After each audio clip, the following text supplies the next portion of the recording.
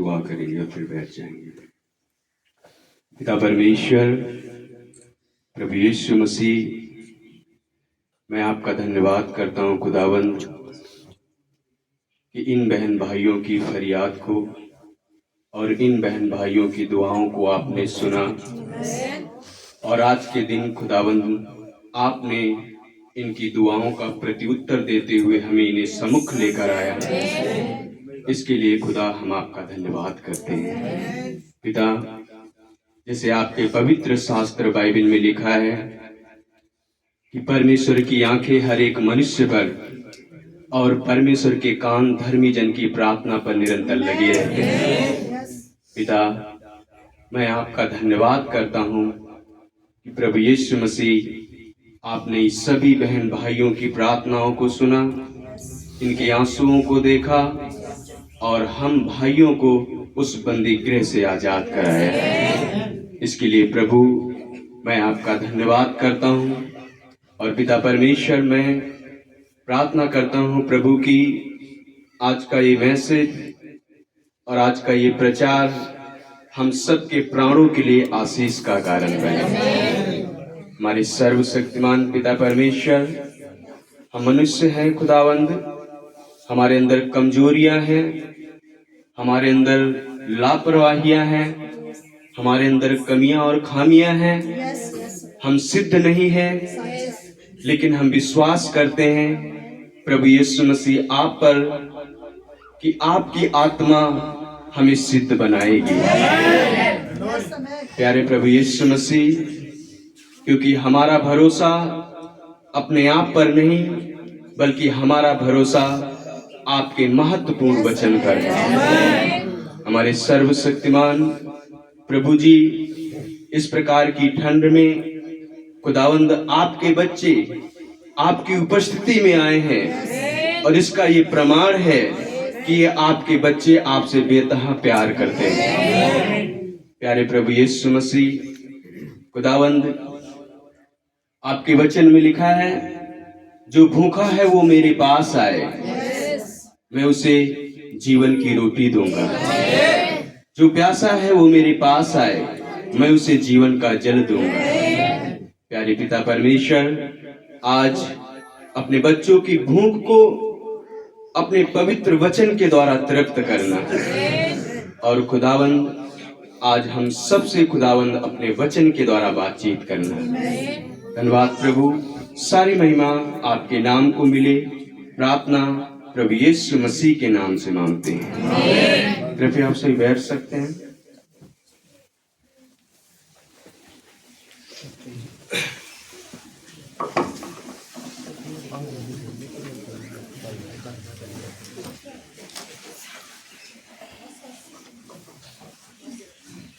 Hallelujah.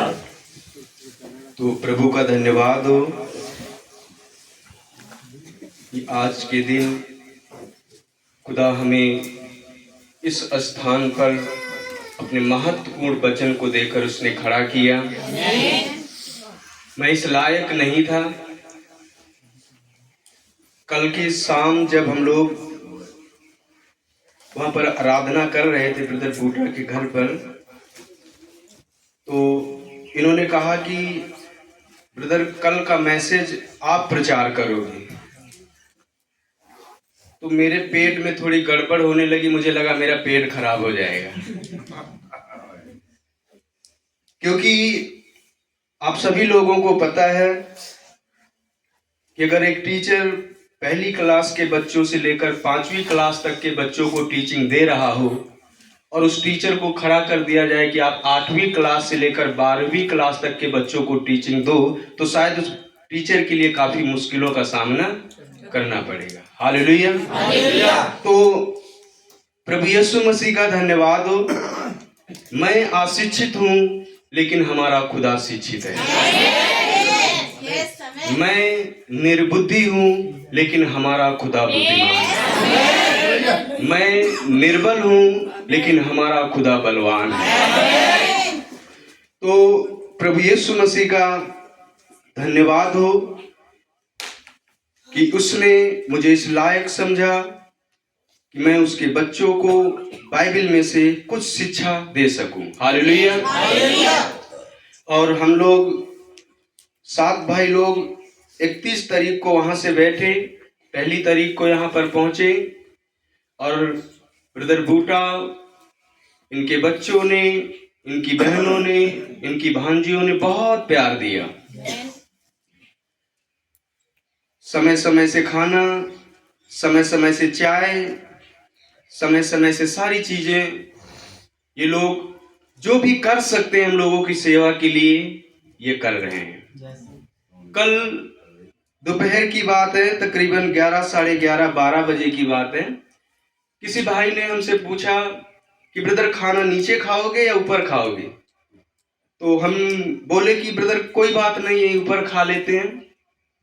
पर मुझे ये याद नहीं रहा कि जो खाना ऊपर लेकर आएगा तकरीबन 14 या 15 बार उसे सीढ़ियों से उतरना और चढ़ना पड़ेगा। तो मैंने कहा कोई बात नहीं, यहाँ ऊपर ले आओ।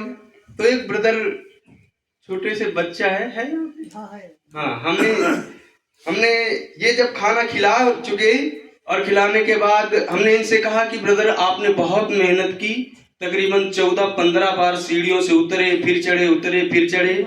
तो आप जानते हो इसने क्या कहा? और इस बच्चे का जवाब सुनकर मेरा हृदय आनंद से भर गया।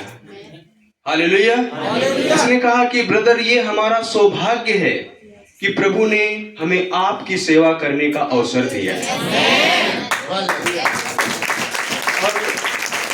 मैं समझता हूं कि ये प्रेम जो इन बहन भाइयों के अंदर पाया जा रहा है, ये प्रेम प्रभु यीशु मसीह का प्रेम है। हालेलुया। तो प्रभु यीशु मसीह का धन्यवाद हो। कल की शायद सुबह की मीटिंग थी, शाम की मीटिंग थी। हम लोग ब्रदर बूटा के घर खाना खा रहे थे और हम 7 भाई एक साथ बैठ गए खाना खाने के लिए और स्तुति रोटियां बना रही थी और हम 7-8 भाई एक साथ मिलकर खा रहे थे। आप जानते हो जब 7-8 लोग खाना खा रहे हो और एक बहन बना रही हो तो क्या हाल होंगे उसके। और वो बेचारी बनाती बनाती थक गई और मैं इसके चेहरे की ओर देख रहा था, पर इसके चेहरे में उदासी नहीं मुझे बल्कि खुशी नजर आ रही थी। हालेलुया। तो मैं समझता हूं कि इन बहन भाइयों के अंदर जो प्रेम है वो किसी मनुष्य का नहीं बल्कि उस खुदा का प्रेम है।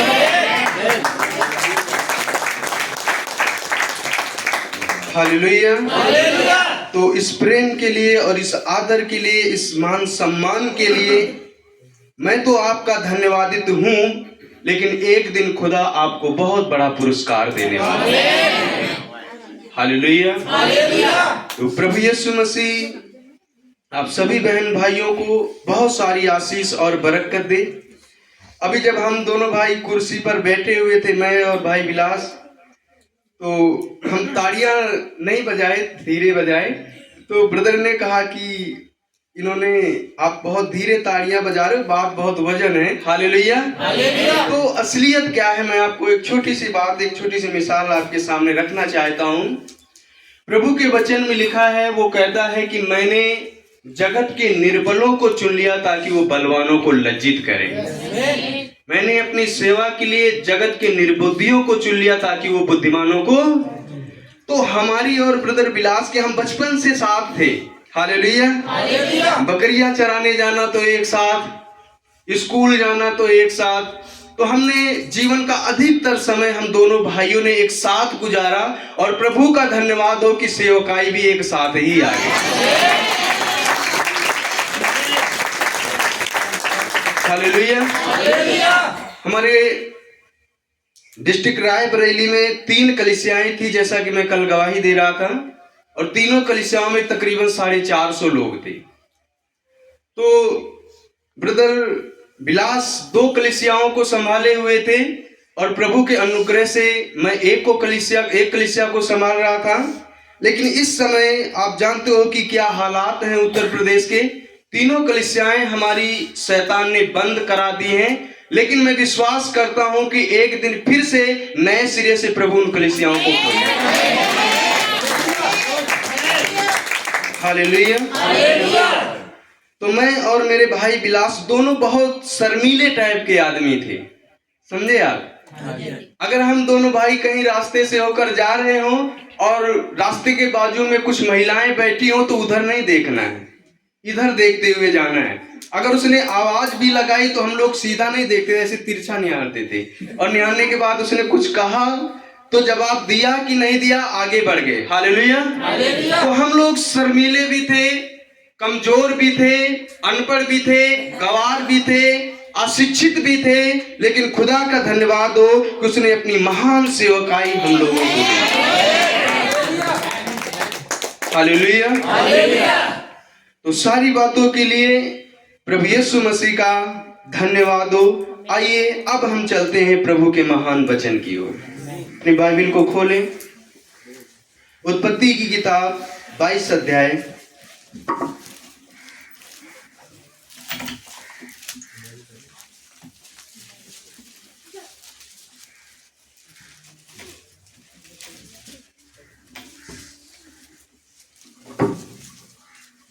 उत्पत्ति की किताब 22 अध्याय सभी लोग निकाल लें। हालेलुया। और एक बात मैं आपको और बता देना चाहता हूं मेरे भाई मेरी बहन, जिस पेड़ की जड़ें मजबूत हों उस पेड़ को कोई भी तूफान गिरा नहीं सकता। हालेलुया। अगर हम सब की जड़ें जो कि हम पेड़ हैं प्रभु यीशु मसीह में मजबूत हैं तो दुनिया का कोई भी सताव हमें प्रभु यीशु से जुदा नहीं कर सकता। तो प्रभु यीशु मसीह का धन्यवाद हो। आइए इस आयत को हम पढ़ेंगे और इस आयत को पढ़ने से पहले मैं मेरा विषय बता देना चाहता हूं। मेरा विषय है कुर्बानी की आशीषें। सभी लोगों ने सुन लिया? मेरा विषय है कुर्बानी की आशीषें। जो पुराने नियम में हम देखते हैं कुर्बानियां चढ़ाई जाती थी। कुर्बानी कितने प्रकार की होती है आज हम बाइबल में से सीखेंगे। कुर्बानी सिर्फ एक नहीं होती। हालेलुया। कुर्बानियां बहुत प्रकार की होती है। जैसे कि ठंड का समय चल रहा है, बाहर बारिश हो रही है, इस समय आप लोग घर में होते तो कंबल के नीचे आनंद ले रहे होते, लेकिन उस आनंद को कुर्बान कर दिया मसीह यीशु के लिए। हालेलुया। तो मेरा विषय है कुर्बानी की आशीषें। आइए पढ़ेंगे पहले पद से लेकर 3 पद तक। उत्पत्ति 22 अध्याय पहले से लेकर 3 तक। हिंदी पहले कोई भाई पढ़ दे पंजाबी में, फिर उसके बाद हिंदी में। इन्हां गल्लां दे पिछों इउं होया कि परमेश्वर ने अब्राहम नूं परताया अते उस नूं आखिया, ये अब्राहम। अगों उसने आखिया, मैं हाजिर हाँ। तां उसने आखिया, हुण तू अपने पुत्र नूं, हाँ अपने इकलौते नूं जिसनूं तू प्यार करदा है, अर्थात इजहाक नूं लैके अमोरिया दी धरती नूं जा अते पहाड़ां विचों एक उत्ते जिहड़ा मैं तैनूं दसांगा उस नूं होम दी बलि करके चढ़ा। तद अब्राहम ने तड़के उठ के अपने गधे उत्ते पलाना कस्या और अपने 2 जवान और अपने पुत्र इजहाक नूं नाल लिया और होम दी बलि लई लकड़ियां चीरियां और उठ के उस थां नूं तुर पिया जिहड़ी परमेश्वर ने उस नूं दसी सी। तां तीजे दिन अब्राहम ने अपनी अखां चुक के उस थां नूं दूरों डिठा। इन बातों के पश्चात ऐसा हुआ कि परमेश्वर ने अब्राहम से कहा, उसकी परीक्षा की, है अब्राहम। उसने कहा, देख मैं यहाँ हूँ। उसने कहा, अपने पुत्र अर्थात अपने इकलौते पुत्र इसहाक को जिससे तू प्रेम रखता है संग लेकर मोरिया देश में चला जा और वहाँ उसको एक पहाड़ के ऊपर जो मैं तुझे बताऊंगा होम बलि करके चढ़ा। अतः अब्राहम सवेरे तड़के उठा और अपने गधे पर काठी कसकर अपने 2 सेवक और अपने पुत्र इसहाक को संग लिया और होम बलि के लिए लकड़ी चीर ली। तब निकलकर उस स्थान की ओर चला जिसकी चर्चा परमेश्वर ने उससे की थी। हालेलुया। प्रभु आपको आशीष दे। आइए छोटी सी दुआ करें, मैं बंद हो। आइए दुआ करें, फिर उसके बाद हम वचन शुरू करेंगे। पिता परमेश्वर, प्रभु यीशु मसीह, हम आपके नाम को धन्यवाद करते हैं प्रभु। और प्रभु जो ये आपका, आप सभी वचन सुनने के लिए तैयार हैं? तो प्रभु का धन्यवाद हो। जब ब्रदर बूटा ने कहा कि कल का मैसेज आप प्रचार करेंगे, तो मैं सोचने लगा कि कौन सा विषय बनाऊं। तो मेरे मन में प्रभु ने ये डाला कि ये विषय अच्छा रहेगा, कुर्बानी की आशीषें। हालेलुया। हम सबको पता है अब्राहिम की स्टोरी क्या है। अब्राहिम कहां से निकल कर आया। हालेलुया। और अब्राहिम की परिस्थितियां कैसी थी। जब परमेश्वर ने अब्राहिम से कहा कि तू अपना घर छोड़ दे, अपना खानदान छोड़ दे, अपने भाई बहन सब छोड़ दे और तू एक देश को निकल चल जो मैं तुझे दिखाऊंगा। हालेलुया। और वचन हमें बताता है कि अब्राहिम ने क्या किया कि उसने अपना घर बार सारा जो भी उसके सुखदायक चीजें थी उनको त्याग दिया। क्या किया? त्याग दिया। हालेलुया। अभी आप जरा विचार कीजिए कि हम अपने घरों में बड़े सुख और आनंद के साथ रहते हैं और कोई आकर कहे कि चल जंगल में। हालेलुया। तो जंगल में हमें वो सुख सुविधा की चीजें नहीं मिलेंगी जो हमारे घर में हमें मिलती है। हालेलुया। हमारे घर में सारी सुख सुविधाओं की चीजें होती हैं, लेकिन जब हमें कोई जंगल में जाने के लिए कहे कि तू हमेशा के लिए अपना घर छोड़ दे, हमेशा के लिए अपना परिवार छोड़ दे और चल तू मेरे पीछे निकल चल। हालेलुया। लेकिन आप जानते हो कि अब्राहिम ने परमेश्वर की बात पर ध्यान क्यों दिया, परमेश्वर के वचन पर विश्वास क्यों किया। हालेलुया। क्योंकि परमेश्वर का बीज अब्राहिम के अंदर था। हालेलुया। हर एक जन खुदा के वचनों को सुनता है, हर एक जन खुदा के वचनों को परखता है, लेकिन विश्वास वही करता है जिसके अंदर खुदा का बीज होता है। हालेलुया। अभी हजारों और लाखों लोगों के बीच में प्रचार प्रसार किया जाता है। आप लोगों ने सुना होगा कि जिस समय पतरस ने प्रेरितों के काम 2 अध्याय में उसने प्रचार किया। हालेलुया। कि मन फिराओ और अपने पापों की क्षमा के लिए प्रभु यीशु मसीह के नाम से बपतिस्मा लो। वहां पर 6 से 7 हजार लोगों की संख्या में थे वहां पर मौजूद, लेकिन कितने लोग विश्वास किए? 3000। हालेलुया। उन 3000 लोगों ने क्यों वचन यीशु मसीह के वचनों पर विश्वास किया, क्यों पतरस की बातों पर विश्वास किया? इसलिए क्योंकि उन 3000 लोगों के अंदर परमेश्वर का बीज था। हालेलुया। उस सर्वशक्तिमान परमेश्वर प्रभु यीशु मसीह ने कहा मेरे पास वही आएगा जिसे पिता मेरे पास लेकर आएगा। हालेलुया। जो मेरे पास आएगा उसे मेरे हाथ से कोई छीन नहीं सकता। हालेलुया। न प्रशासन, न कानून, न दबाव, न सताव, न नंगाई, न लुच्चाई, न बीमारी उसे मुझसे कोई जुदा नहीं कर सकता। हालेलुया। आप लोगों ने यहाँ पर मैंने इस वचन को पढ़ाना जरूरी इसलिए समझा कि जो अब्राहिम है, हालेलुया, वो हमारा मूल पिता है।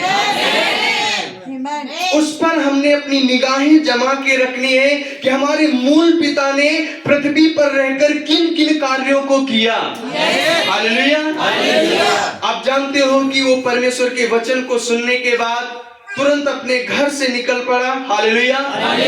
रेगिस्तान में जाकर ठोकरें खाता रहा, जंगलों में जाकर भटकता रहा और हर जगह पर जाकर भटकता रहा। जहां प्रभु कहता अपना तंबू यहाँ पर गाड़ और यहाँ पर बस जा। हालेलुया। उसने कोई बहानेबाजी की? प्रभु यहाँ पानी की सुविधा नहीं है, प्रभु यहाँ कोई दुकान नहीं है, प्रभु यहाँ धूप बहुत ज्यादा है, प्रभु यहाँ पर रेगिस्तान में गर्मी बहुत है, प्रभु यहाँ नहीं कहीं और डेरा लगाने के लिए बोल। नहीं, क्यों? अब्राहिम परमेश्वर के वचन को मानता और परमेश्वर के वचन के प्रति वफादार था, क्योंकि अब्राहिम इस बात को जानता था। यिर्मयाह की किताब 29 अध्याय 11 पद में लिखा है कि मैं जो भी कल्पनाएं तेरे लिए करता हूँ उन्हें मैं जानता हूँ, वो हानि की नहीं वरन कुशल की है, और अंत में मैं तेरी आशा पूरी कर दूंगा। हालेलुया। अब्राहिम इस बात को भली भांति जानता था कि परमेश्वर की कल्पनाएं मेरे लिए बुराई की नहीं बल्कि भलाई की है। हालेलुया। अब्राहिम परमेश्वर के प्रति ईमानदार था। हालेलुया। और वफादार था। और आप जानते हो कि परमेश्वर ने बहुत मूल्यवान प्रतिज्ञा अब्राहिम से की कि मैं तुझे एक बेटा दूंगा। हालेलुया। मैं तुझे एक वंश दूंगा। और अब्राहिम की उम्र 75 साल थी। हालेलुया। और आप जानते हो मेरे प्रिय भाई और बहन कि जब हम मसीह यीशु पर विश्वास करते हैं और हम किसी चीज को प्राप्त करने के लिए प्रार्थना करते हैं तो हम अब्राहिम की तरह सब्र न रखने के बजाय उतावली कर देते हैं कि प्रभु मैंने आज प्रार्थना की है, कल वो चीज हमें मिल जाए। हालेलुया। प्रभु मैंने आज प्रार्थना की है, कल या परसों वो नौकरी या पैसा या घर या प्लाट या कुछ भी हमें मिल जाए। लेकिन जब खुदा ने अब्राहिम से वादा और प्रतिज्ञा किया मैं तुझे एक बेटा दूंगा, तो अब्राहिम की उम्र बढ़ती रही। हालेलुया। अब्राहिम की उम्र 75 साल से 80 साल की हो गई। 5 साल का अंतर हो गया, उसे कोई बेटा मिला नहीं। लेकिन हम तो 5 दिन चर्च आए और हमारी प्रतिज्ञा पूरी ना हो तो छोड़ो, पास्टर के अंदर सामर्थ्य नहीं है। हालेलुया। न पास्टर के अंदर सामर्थ्य है। और मुझे लगता है कि प्रभु यीशु मसीह जिंदा है, अफवाह है। प्रभु यीशु मसीह जिंदा नहीं है, क्योंकि श्रीनगर में उसकी अभी भी कब्र है, उसमें वो है। आपने देखा, गूगल में सर्च किया, कहते हैं कि श्रीनगर में उसकी कब्र है और वो इस्राइल से चलकर श्रीनगर आया था और वो मर गया और वही कब्र है। हालेलुया। लेकिन हमें पता है कि यीशु कब्र में नहीं बल्कि कब्र में। हालेलुया। आप जानते हो कि जब अब्राहिम की उम्र 80 साल हुई, हालेलुया, उसको कोई संतान नहीं हुई। हालेलुया। हालेलुया। अब्राहिम की उम्र 80 साल हुई तो संदेह आने लगा सारा के अंदर। मुझे लगता है प्रभु अपनी प्रतिज्ञा भूल गया है। हालेलुया। लेकिन एक बात याद रखना, खुदावंद यीशु मसीह ने कहा है कि मेरी बातों के टल जाने से जमीन और आसमान का टल जाना समय है। हालेलुया। खुदा की प्रतिज्ञा कभी टलती नहीं। हालेलुया। उसका वायदा कभी टलता नहीं। एक दिन उसकी प्रतिज्ञा जरूर पूरी होती है। हालेलुया। खुदावंद ने अब्राहिम से प्रतिज्ञा की मैं तुझे एक बेटा दूंगा। 80 साल की उम्र हो जाने के बाद उसको कोई बेटा नहीं मिला और सारा के अंदर संदेह पैदा होने लगा। हालेलुया। 85 साल का हुआ तो भी कोई बेटा नहीं। हालेलुया। जब अब्राहिम 90 वर्ष का हो गया तो सारा कहती है सारी उम्मीदों में पानी फिर गया। अपने पति अब्राहिम से कहती है स्वामी ऐसा कर, मेरी दासी जो हाजिरा है उसके पास चला जा, जो उसको एक बेटा होगा वो मेरा वारिस कहलाएगा, मेरी संपत्ति का वो उत्तराधिकारी होगा। लेकिन सारा खुदा की प्रतिज्ञा को भूल चुकी थी, लेकिन खुदा अपनी प्रतिज्ञा भूला नहीं। हालेलुया।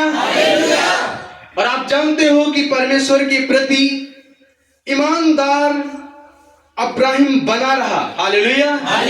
लेकिन आप जानते हो कि जिस प्रकार आदम की वाटिका में हव्वा के कहने पर आदम पाप में गिरा, उसी प्रकार अब्राहिम के जमाने पर सारा के कहने पर अब्राहिम ने गलती कर दी।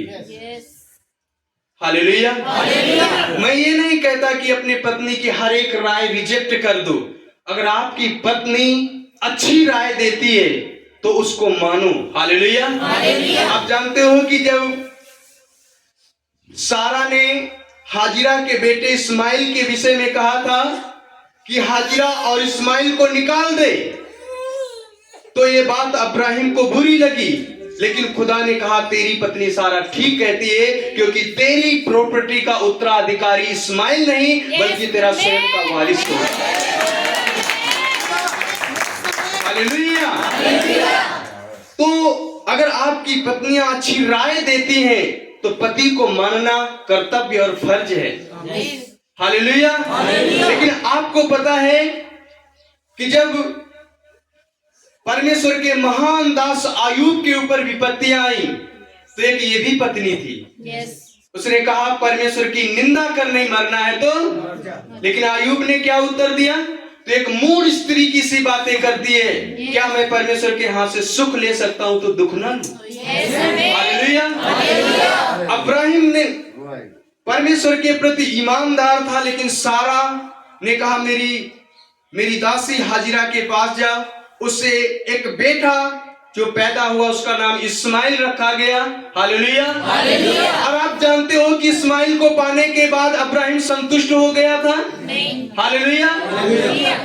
जब परमेश्वर अब्राहिम के पास आया और उसने कहा 100 साल की उम्र में उसने कहा मैं तुझे एक बेटा देने जा रहा हूं। हालेलुया। हालेलुया। अब्राहिम कहता है परमेश्वर तेरी दृष्टि में मेरा बेटा इस्माइल बना रही है, मेरे लिए काफी है। हालेलुया। लेकिन परमेश्वर अपनी प्रतिज्ञा कभी भूलता नहीं है। परमेश्वर ने जैसे ही बात की अब्राहिम से, मैं तुझे एक बेटा देने जा रहा हूं और बसंत ऋतु में मैं फिर तेरे पास आऊंगा। बात कर रहा है अब्राहिम से और सारा तंबू के पीछे है। हालेलुया। तंबू बयां करता है पर्दे को, और एक स्त्री को पर्दे में रहना अच्छी बात है। हालेलुया।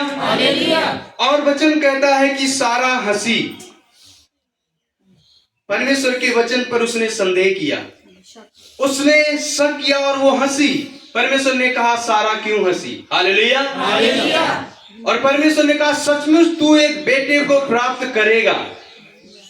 और वचन बताता है कि परमेश्वर उस स्थान से चला गया और फिर अब्राहिम को एक बेटा हुआ 100 साल की उम्र में, और उसका नाम इसहाक रखा गया।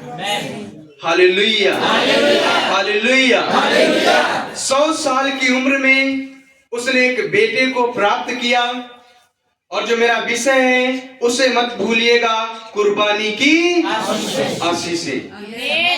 100 साल की उम्र में बेटे को प्राप्त करने के बाद वही बच्चा जब 12 साल की उम्र का होता है तो खुदा आता है और कहता अपने बेटे को ले और मौर्य पहाड़ पर जा, वहां पर मेरे लिए होम बलि करके चढ़ा। हालेलुया। उसको होम बलि करके चढ़ा दे। अब ये अब्राहिम जो कि एक बेटे को प्राप्त किया, उसका बेटा उसके बुढ़ापे का सहारा था। हालेलुया। उसका बेटा उसका सुख, उसका बेटा उसका चैन, उसका बेटा उसकी दौलत, उसका बेटा उसकी खुशी थी। हालेलुया। और उसी बेटे को खुदा कह रहा जाकर मेरे लिए होम बलि करके चढ़ा दे। हालेलुया। आप जानते हो, सभी बहन भाई जो बाइबल को पढ़ते हैं अच्छी तरह से जानते हैं, अब्राहिम ने एक नौकर लिया और एक गधे को लिया, अपने बेटे को लिया, और दोनों साथ साथ जा रहे हैं उस पहाड़ की तरफ। हालेलुया। और दोनों साथ साथ जाते हुए आपस में बातचीत कर रहे हैं। जैसा कि कल भाई विलास वहां प्रचार करते हुए बता रहे थे, बाइबल में लिखा है कि इसहाक बहुत छोटा था, उसकी आयु 12 साल की थी। लेकिन मैं समझता हूं जो परमेश्वर के महान दास अब्राहिम का बेटा था, वो इस बात को जानता था कि मेरा बाप कभी गलत नहीं हो सकता। हालेलुया। क्योंकि अब्राहिम इस प्रकार का नहीं था जिस प्रकार के आज के मसीही लोग हैं। चर्च में आते हैं और घर में जाते हैं, फोन आया भाई कहाँ हो? आप बैठे हैं सोहल में, बोल रहे हैं हम दीना नगर में हैं। हालेलुया। आपका छोटा बच्चा 12 साल का, 10 साल का, वो देख रहा है आपको, और उसके अंदर टेप रिकॉर्ड चल रहा है, वो रिकॉर्ड कर रहा है। हालेलुया। आप बेशक चर्च जा रहे हैं, आप बेशक खुदा को मानते हैं, प्रभु को मानते हैं, लेकिन अगर आप अपने बच्चों के सामने गलत तरीके से पेश आ रहे हैं, हालेलुया, तो आपके बच्चे खुदा के प्रति ईमानदार कभी नहीं बन पाएंगे। हालेलुया। अब्राहिम से इसहाक पूछता है, पिताजी लकड़ियां मेरे पास है, छुरी हमारे पास है, आग हमारे पास है, लेकिन होम चढ़ाने के लिए वो भेड़ कहाँ है? अब्राहिम कहता है, पुत्र उसका उपाय परमेश्वर आप करेगा। हालेलुया। उसका उपाय परमेश्वर आप करेगा। आप जरा इस बात पर विचार कीजिए, 2 मिनट के लिए यहां पर विचार कीजिए कि जिस समय उस पहाड़ के ऊपर अपने बेटे को लेकर अब्राहिम पहुंचा, वो लकड़ियां सजा कर रख रहा था और उसका बेटा इसहाक बहुत ध्यान से देख रहा था। और जब अब्राहिम अपने बेटे के हाथ पीछे बांध रहा था, उसका बेटा सब कुछ देख रहा था, लेकिन बाइबल में एक जगह पर भी नहीं लिखा कि इसहाक ने अपने पिता से कहा हो, हे पिता तू एक कातिल पिता है, तू एक मक्कार पिता है, तू एक दोगला बाप है, तू मुझे कुर्बान करने जा रहा है। उसने ऐसा क्यों नहीं कहा इसहाक ने? क्योंकि इसहाक जानता था कि मेरा पिता जो कुछ भी कर रहा है वो सिद्ध कर रहा है, वो अच्छा कर रहा है। हालेलुया। क्योंकि इसहाक अपने पिता के साथ हमेशा रहता था। मैं आपको बताना चाहता हूं इसहाक के विषय में, अब्राहिम इसहाक से उतना ही प्यार करता था जितना वो परमेश्वर पिता अपने पुत्र यीशु से प्यार करता था। हालेलुया।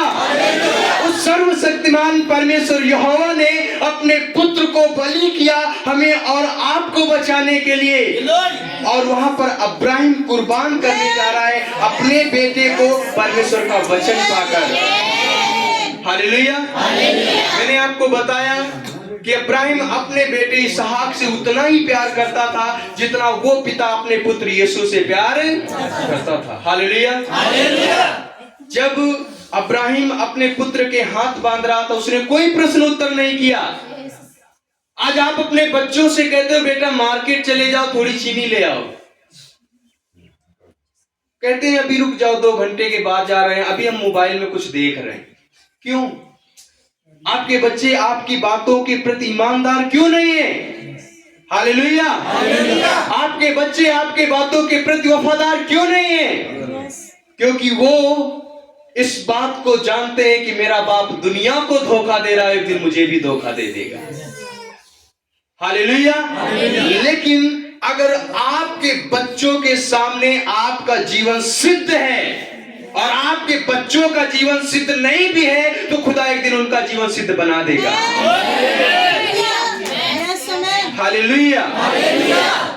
अब्राहिम से कोई प्रश्न उत्तर नहीं कर रहा है। कौन? इसहाक।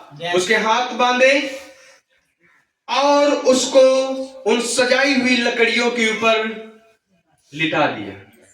हालेलुया। अपने हृदय के टुकड़े को, इसहाक अब्राहिम के हृदय का टुकड़ा था, उससे बेतहा प्यार करता है। पढ़ने के लिए समय नहीं है। आप जानते हो कि जब इसहाक पूछता है हे मेरे पिता, तो अब्राहिम क्या उत्तर देता? हे मेरे पुत्र, बोल क्या बात है। हालेलुया। और उसी पुत्र को जब वो लकड़ियों के ऊपर लिटा देता, अपनी छुरी निकालता है। हालेलुया। और जैसे उसके गले में लगाने जाता है, ऊपर से आवाज आती है, हे अब्राहिम, हे अब्राहिम, अपने पुत्र को नुकसान मत पहुंचा, क्योंकि मैंने जान लिया है तो अपने पुत्र से भी ज्यादा मुझसे प्यार करता है। हालेलुया।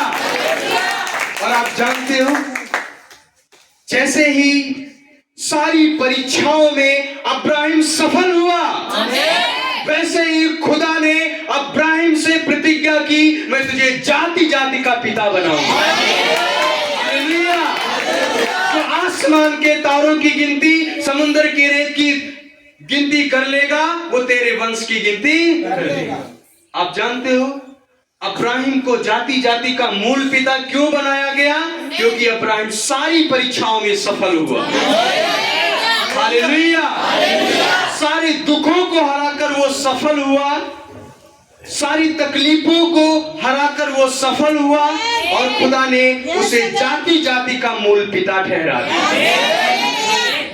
हालेलुया। अब्राहिम हम सब के लिए आदर बन गया। मेरे प्रिय भाई और बहन, कुर्बानी की आशीषें, लेकिन हम कुर्बानी नहीं देना चाहते। हालेलुया।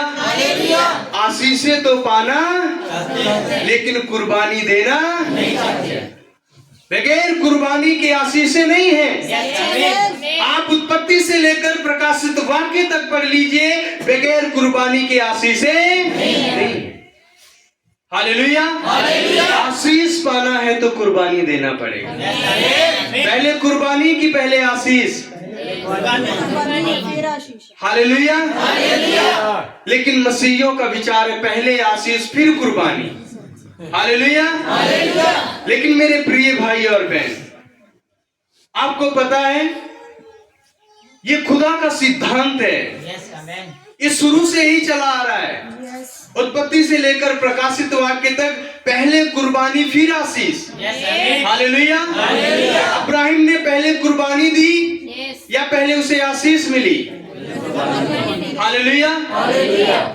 याद रखें, चंगाई और शिफा और आशीष बाइबल में है। उसकी प्रतिज्ञा ऑलरेडी खुदा ने पहले से कर रखी है, लेकिन वो मिलेगी तब जब आप कुर्बानी देंगे। हालेलुया। अब्राहिम से परमेश्वर ने प्रतिज्ञा ऑलरेडी कर रखी थी। हालेलुया। मैं तेरा वंश बढ़ाऊंगा। जो आसमान के तारों की गिनती, समुद्र के रेत की किनकों की गिनती कर लेगा, वो तेरे वंश की गिनती कर लेगा। लेकिन ये प्रतिज्ञा तब तक खुदा ने अब्राहिम के जीवन में पूरा नहीं की जब तक अब्राहिम ने अपने बेटे इसहाक की कुर्बानी नहीं की। हालेलुया। हालेलुया। पहले कुर्बानी फिर आशीष। अब यहाँ तेल पानी तो बिकता नहीं है कि ले जाओ कुर्बानी देने की जरूरत नहीं है, इसको लगाओ चंगे हो जाओगे। हालेलुया। आप जानते हो बहुत सारे बीमारों को प्रभु यीशु मसीह ने चंगा किया। 10 कोढ़ी थे, आप लोग सुन रहे हैं? 10 कोढ़ी थे और 10 कोढ़ी आकर प्रभु यीशु मसीह से कहने लगे, हे प्रभु हम पर दया कर। तो आप लोगों के मन में विचार आ रहा होगा, उन कोढ़ियों ने क्या कुर्बानी दी? मैंने आपको शुरू में ही बताया था, अपना विषय स्टार्ट करने से पहले मैंने बताया था कुर्बानी कई प्रकार की होती है। हालेलुया।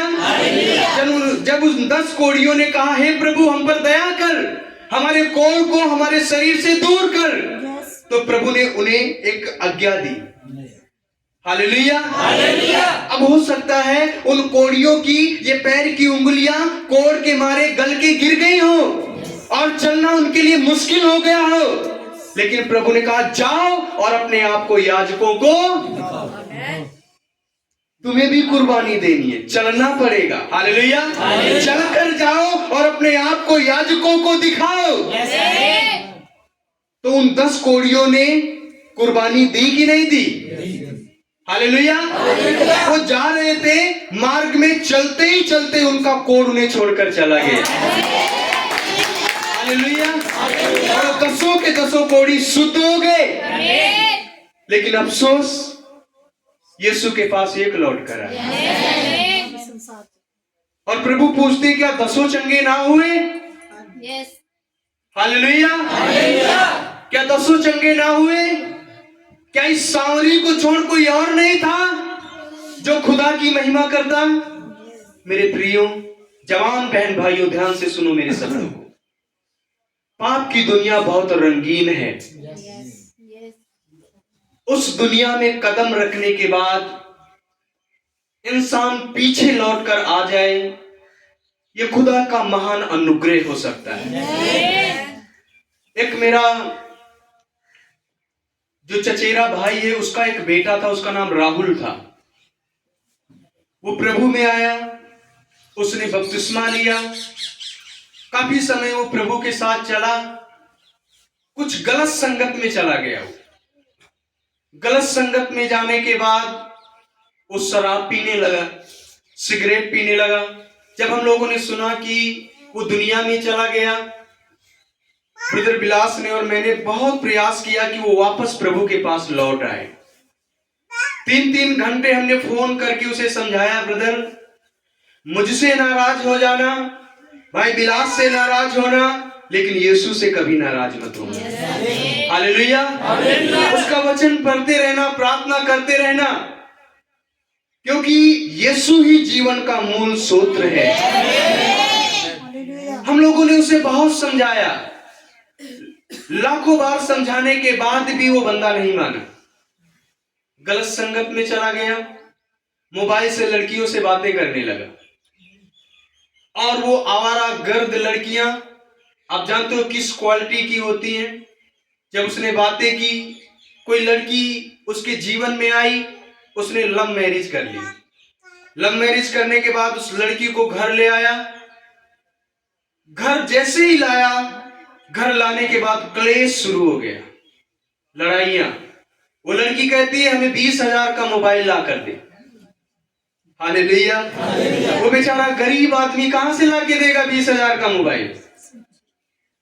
और क्लेश इतना शुरू हो गया, लड़ाई पर लड़ाई।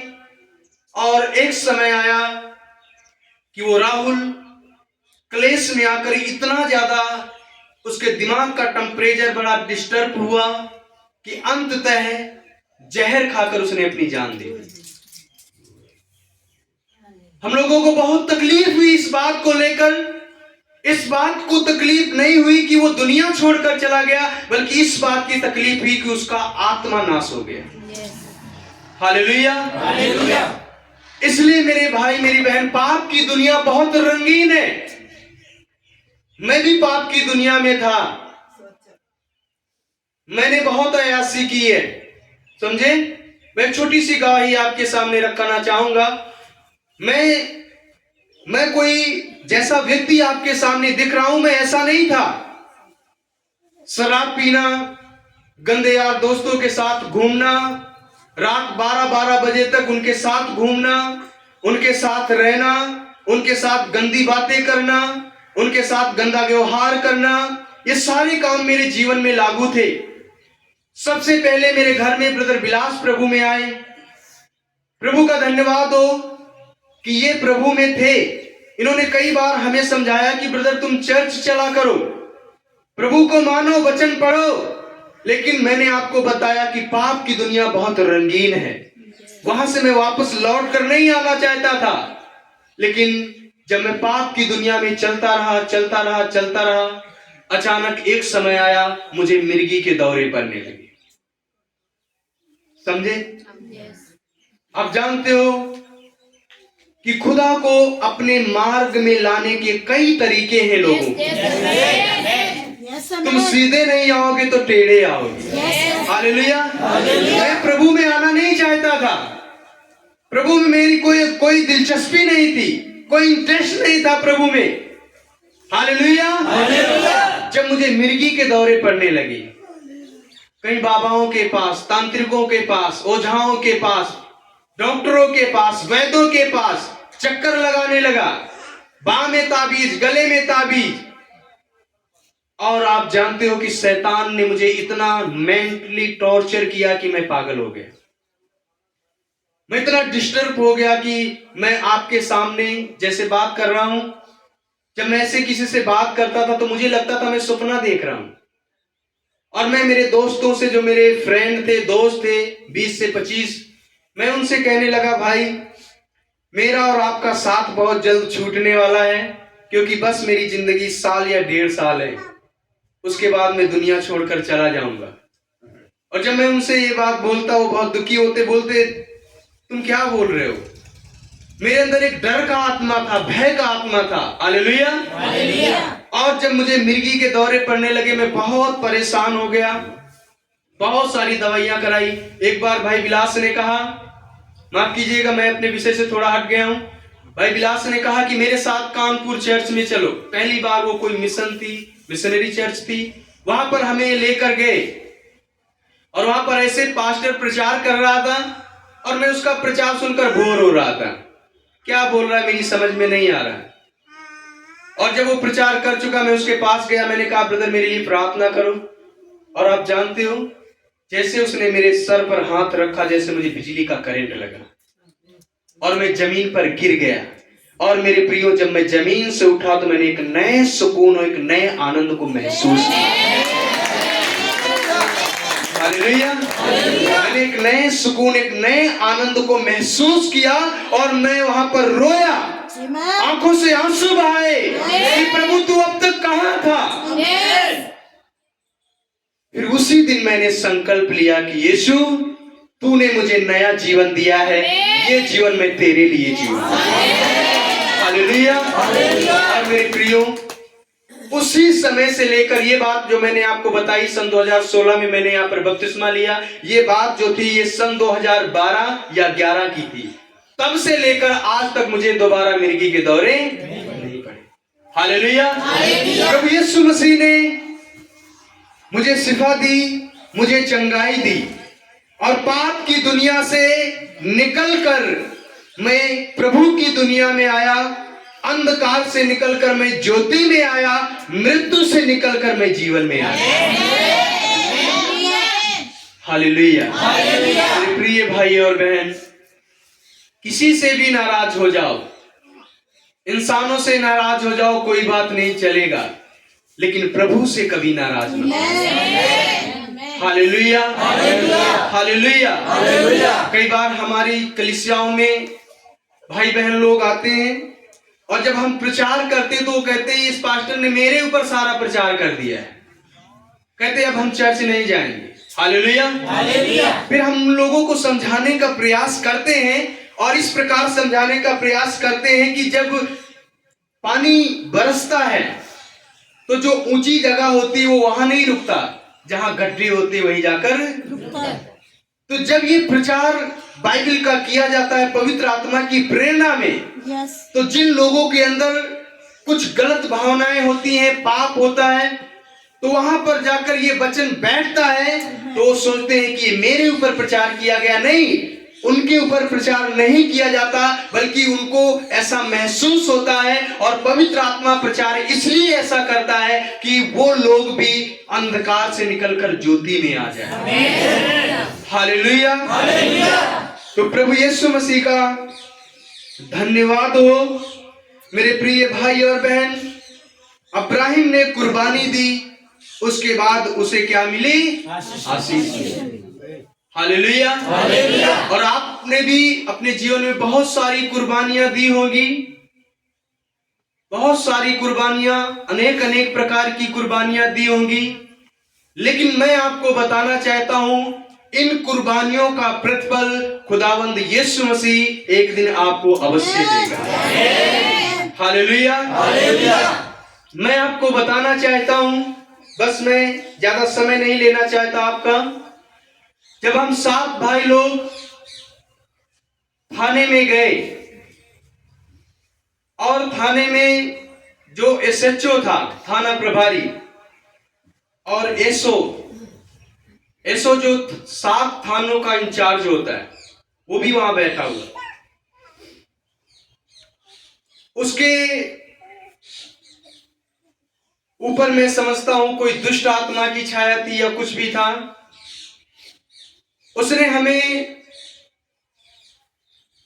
कहा कि तुम हिंदू धर्म छोड़कर ईसाई धर्म में क्यों चले गए?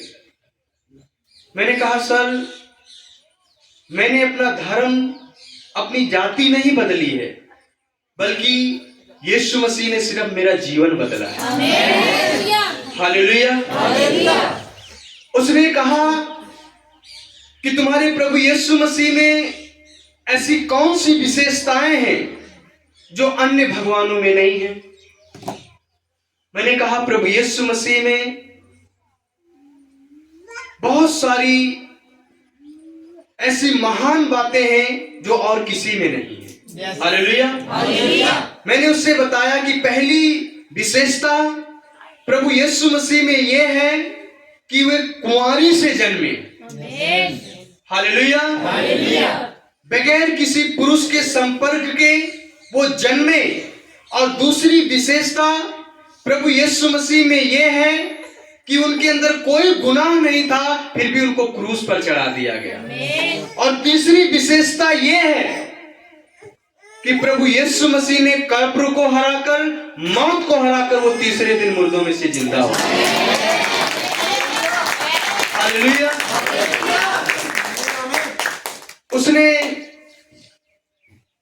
उसने और भी मुझसे कई प्रकार की बातें की।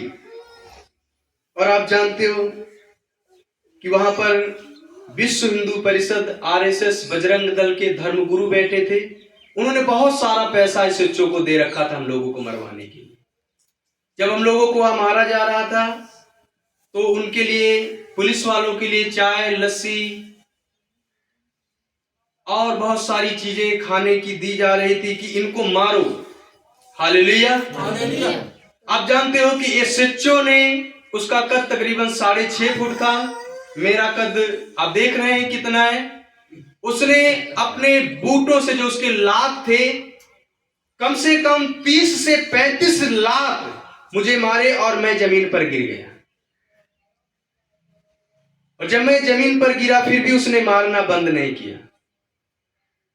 और वो अपने पैरों से, लातों से मुझे मार रहा था। लेकिन आप समझ रहे हो इस बात को कि एक बंदा जिसकी हाइट 6.5 फुट है, वो